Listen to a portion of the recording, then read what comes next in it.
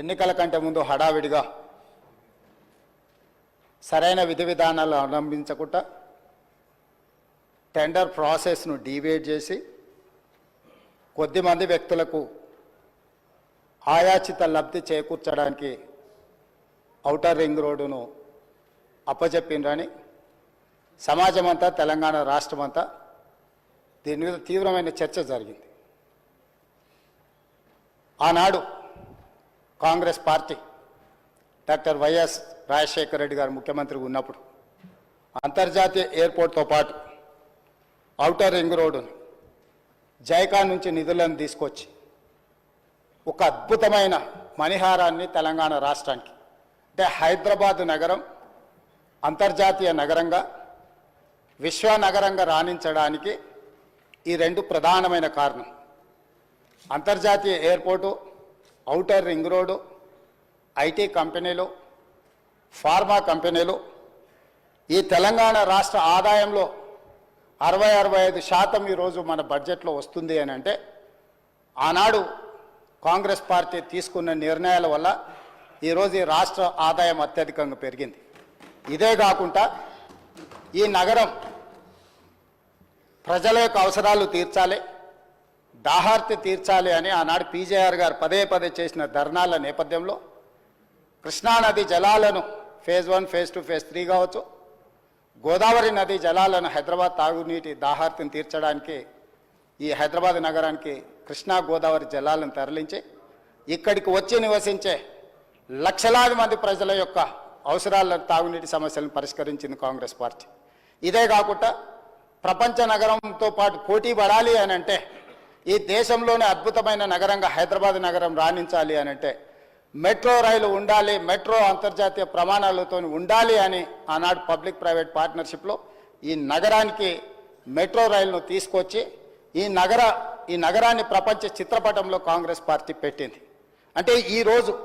ఈ నగరం అంతర్జాతీయ నగరంగా రాణించడానికి కారణం కృష్ణా గోదావరి నదీ జలాలు, ఔటర్ రింగ్ రోడ్డు, అంతర్జాతీయ ఎయిర్పోర్టు, మెట్రో రైలు, ఐటీ కంపెనీలు,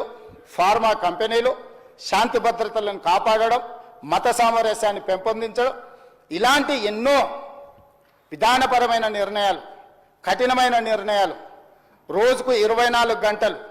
నిరంతర విద్యుత్తు, ఒక్క నిమిషం కూడా పరిశ్రమలకు విద్యుత్ కోతలు ఉండకూడదు, 100% రోజుకు 24 గంటలు, సంవత్సరానికి 365 రోజులు విద్యుత్తు సరఫరాను నిరంతరాయంగా అందించినప్పుడే ఈ నగరానికి ప్రపంచ స్థాయి పెట్టుబడులు వచ్చి పరిశ్రమలు వచ్చి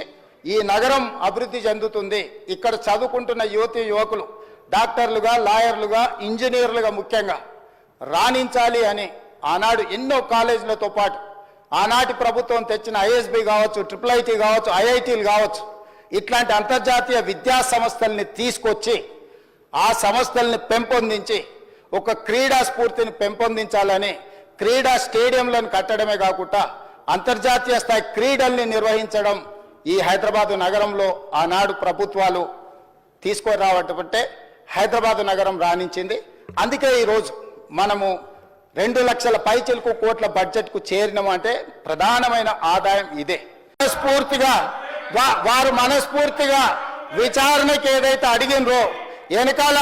వెనకాల వారు కూడా చదువు వచ్చినా రాకపోయినా వారు కూడా వారికి మద్దతు పలికినందుకు వారిద్దరి కోరిక మేరకు స్పెషల్ ఇన్వెస్టిగేటింగ్ టీంను నిర్వహించి ప్రధాన ప్రతిపక్షం కోరిక మేరకు ఔటర్ రింగ్ రోడ్డు టెండర్కు సంబంధించి ప్రైవేటు సంస్థలకు కట్టబెట్టిన విధానాల మీద ఈ సభ ద్వారా ఈ సభ్యులందరి ఆమోదంతో విచారణకు నేను ఆదేశిస్తున్నా. తమరి విచారణకు అనుమతి ఇవ్వాల్సిందిగా విచారణకు సంబంధించిన విధి విధానాలు స్పష్టంగా తెలంగాణ రాష్ట్ర ప్రజలకు నేను హరీష్ రావు గారి కోరిక మేరకు ఔటర్ రింగ్ రోడ్డు టెండర్ విషయంలో పూర్తి స్థాయి విచారణకు ఆదేశిస్తున్నాను. విధి విధానాలను మంత్రివర్గంలో చర్చించి మంత్రివర్గ సహచరుల సూచన మేరకు మంత్రివర్గం యొక్క తీర్మానం మేరకు ఔటర్ రింగ్ రోడ్డు టెండర్ మీద విచారణకు ఆదేశిస్తున్నాం అధ్యక్ష.